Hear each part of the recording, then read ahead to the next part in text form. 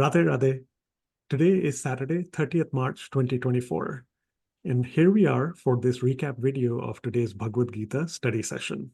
Along with me, here is Mummy. Radhe Radhe. Bringing up the screen, we're going to see that we covered chapter 8, verses 23, 24, 25, and 26. As always, before that was the recap quiz for last time's content, chapter 8, verse 22. So please go through that material, look at the community portal page and the description for this video to get the usual reference material and details. And now we shall listen to a rendition of all of today's 4 verses, then get into some important Sanskrit words to learn, and then the explanation of the verses. So we'll get started now with chapter 8, verse 23, all the way through verse 26. Yatra kale tvanavrittim avrittim chaiva yoginaha prayata yanti tam kalam vakshyami bharatarshabha Agnir aha shuklaha Sharmasa uttarayanam Tatra prayata gachanti Brahma vido janaha Dhumo ratristatha Krishnaha Shanmasa dakshinayanam Tatra chandramasam jyotir Yogi prapya nivartate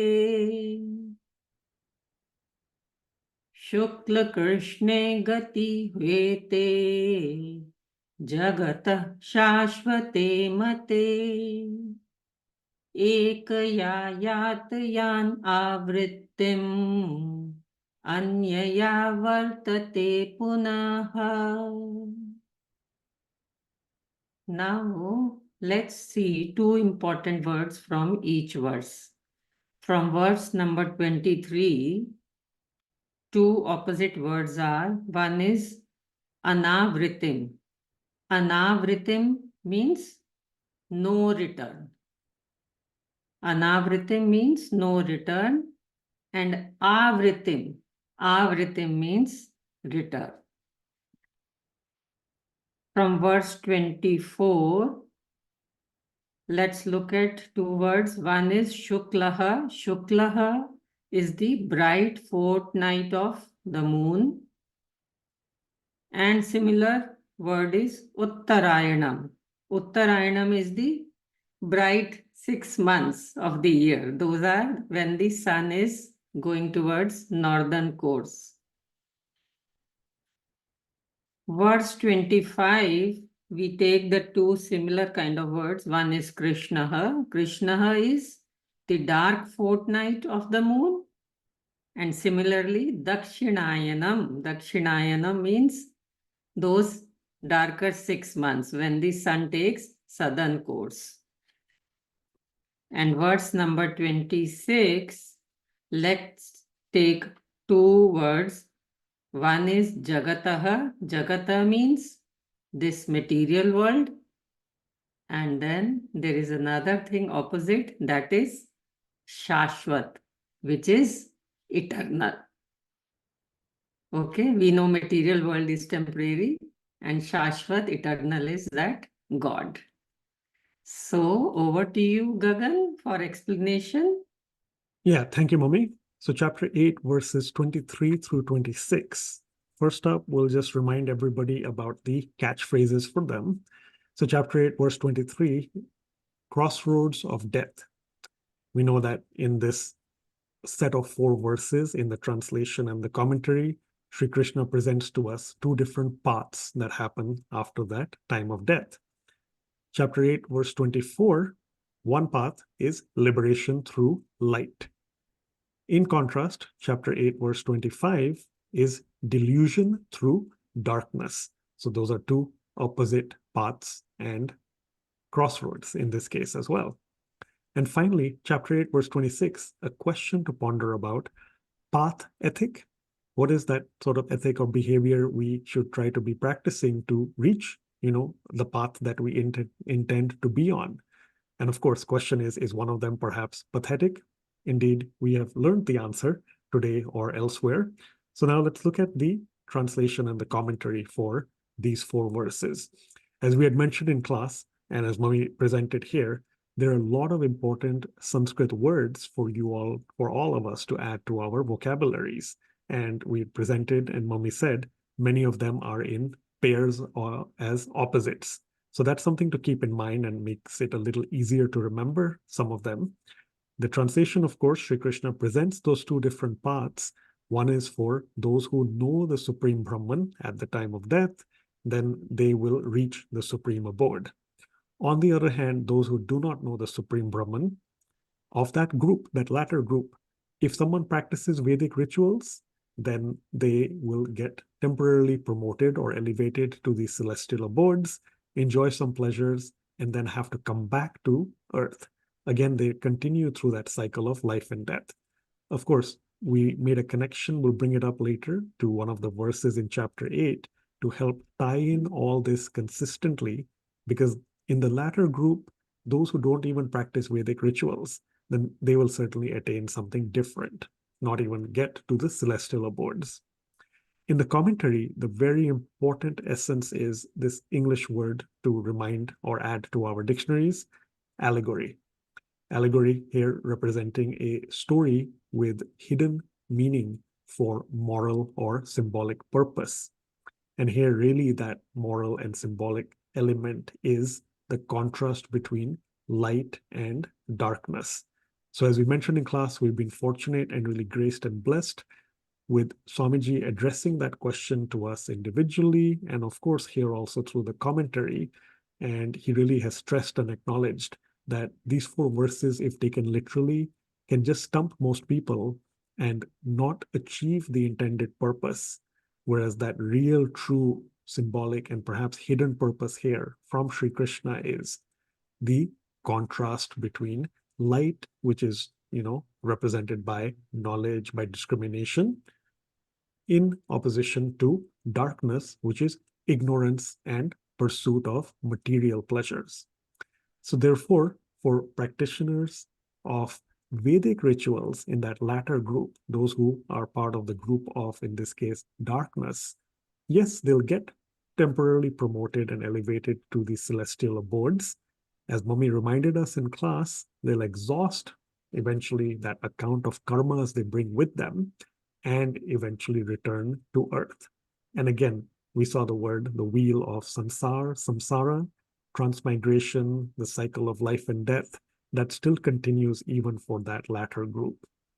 Whereas if we are practicing spirituality, pursuing knowledge, using our intellect to discriminate amongst material and spiritual pursuits, then one can hope to know the Supreme Brahman, to know God, and attain God's abode. So really the crux here, as Swamiji has mentioned to us, is this takeaway that the 2 paths are characterized by one being for light, the other being for darkness. As we had mentioned in class, please take note of chapter 8, verse 6. We did that on the spot quiz question. Oh dear was the catchphrase back then, I believe. Dear, D-E-E-R, as well as D-E-A-R. So in this case, this chapter 8, verse 6, as you can see, yam yam vapi smaran, etc. It is about whatever one remembers upon giving up the body at the time of death, one attains that state because one is always absorbed in such contemplation. The story was of Maharaj Bharat remembering the deer that he had gotten so attached to in his final years. So even though he was really, really elevated, he still, of course, then took the form of a deer in his next life, eventually then became a saint, and finally, of course, got God realization. So that's chapter 8, verse 6. And then also the example we mentioned of Saint or Sant Kabir that Swamiji again has told us firsthand. Keep that in mind here. Always, it was known in stories and scriptures that if one is in Kashi and one dies from there, one attains the supreme abode, one attains heaven.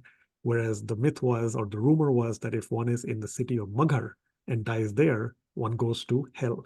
So Saint Kabir, Swamiji told us, spent all his life in Kashi, but towards the time of death, went to Maghar to set an example for all of its inhabitants and for everyone else eternally thereon as well, that passing away from Maghar would not take a person necessarily to hell. Saint Kabir being an emblem of that. So again, lots that is packed in these 4 verses, yet the commentary is short in terms of the length of the number of verses, because the key is to focus on the allegory. And here again, the contrast of those crossroads, the crossroads being one path of light versus the other path of darkness. The final comment I'll make is the reference to the flyer, which is right here. If you all remember from class, we have, the bright part, the dark part. And again, the question posed, if you tilt your head or eyes, was, are you a morning person or a night person? And we explained, this is not about the time of day, strictly morning or strictly night, but it is about, as you see where these portions are on the screen, the morning person is the path of brightness, light, knowledge. The night one, of course, darkness, ignorance, material pursuits. And the question was, is there discrimination among the two? We did explain, yes, 2 types. There is discrimination that exists in the morning person because they use their intellect to discern between what is light and knowledge versus what is darkness and ignorance. Furthermore, Sri Krishna now has told us in today's 4 verses, there is discrimination because those who are the morning people, they are the ones who, when they know the Supreme Brahman, they can proceed on to the Supreme Abode. The others will continue rotating or transmigrating in this cycle of death. Mummy, I'll pass it over to you for any additional commentary. Yeah, thank you, Gagan. And for me, the crux of these 4 verses is, remember, Krishna is not talking about much about those negative people. Both the categories Krishna is talking about, these people are doing good actions. Remember that. Okay? The one who are following Vedic rituals, they are following Ashtanga Yoga, the other paths of reaching God realization. The only difference is in the first path, those who understand Supreme Brahman. That means they have, along with all the other paths, they have put devotion also towards the path of God realization. That is what both sides, they have good actions, good thoughts. Okay, these categories. The one's category has put Ananya, exclusive devotion also. So they are solely devoted to God. So those who are solely devoted to God, they are the ones who achieve liberation. Liberation means who get God realization, who get to Golok or Saket Lok, or of the Lok of their Ishtdev. So these other ones, they also reach up to celestial abodes, because still they are lacking single-pointed devotion, single-pointed bhakti. So they keep coming back. So avritim, anavritim.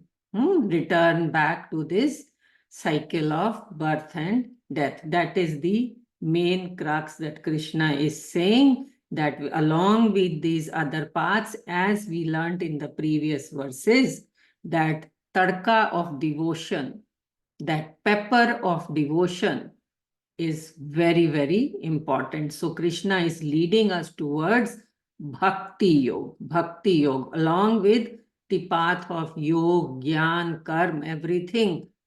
Add Bhakti, and that fully guarantees you God realization. Over to you, Gagan. Yeah, thank you, Mommy. And indeed, that is the full essence and crux for chapter 8, verses 23, 24, 25, and 26. We look forward to meeting you next week, which will now be a new month. So April beckons. So we'll meet on Saturday, 6th April, 2024, 8 a.m. Central Time, 6:30 p.m. India time, and we shall conclude chapter 8 with its final 2 verses before then moving on to the following week, which will be a mix perhaps of a full chapter quiz and celebrations for Navratri, honoring, Mother, right? The Divine Mother. So that is for the next couple of weeks in this Bhagavad Gita study series. Till then, thank you so much. Radhe Radhe. Radhe Radhe.